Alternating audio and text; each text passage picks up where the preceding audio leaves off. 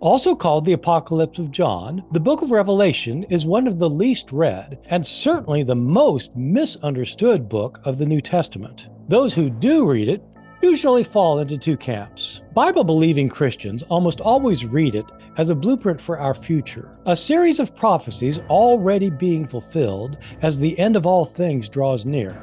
Historical scholars of the Bible tend to see it differently, as a metaphorical narrative meant to provide a message of hope for those who suffer now. For them, the book does not describe the imminent end of history. It celebrates God as the ultimate source of hope for all who follow him. I've held both of these views at different times of my life, and I now think they are both wrong. Since 7 is the perfect number in the Bible and inordinately significant for the apocalypse itself, here I'd like to mention 7 common misunderstandings of the book. With its puzzling symbolism and bizarre imagery, the book of Revelation is almost impossible to understand. It may seem that way, but in fact this is not true. The author of Revelation gives us clues to unpack his symbolic visions, and an attentive reader, or at least somebody who is shown what these clues are, can readily understand the book and its message. Revelation describes what is about to happen in our own future, here in the 21st century. This is a widely held view, of course, but it's not true either. John explicitly addresses his message to Christians living in his own time, and he's writing his book for them to understand.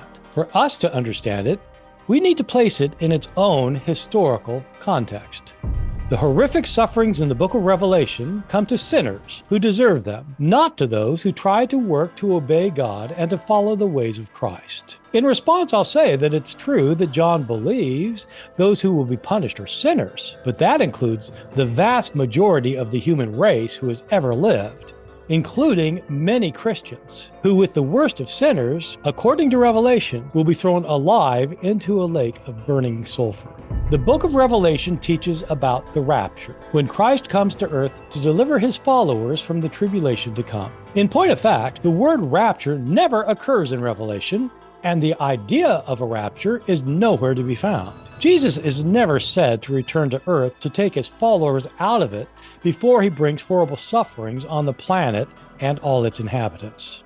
The many misinterpretations of Revelation have never done anyone any real harm and have never had any real-world consequences connected with culture, society, or politics. Wrong again. False predictions of when the end would come, based on interpretations of Revelation, have wreaked havoc, not just in individual lives, but in entire populations. And these views have played a significant role in ways you might not imagine, including American foreign policy and social agendas that will affect the future of our planet. The book of Revelation embraces and proclaims the teachings of Jesus himself. One of the most interesting issues connected with the study of Revelation is whether its emphasis on violence, divine retribution, and bloody vengeance is consistent with the teachings of love, mercy, and forgiveness found in the gospel stories about Jesus.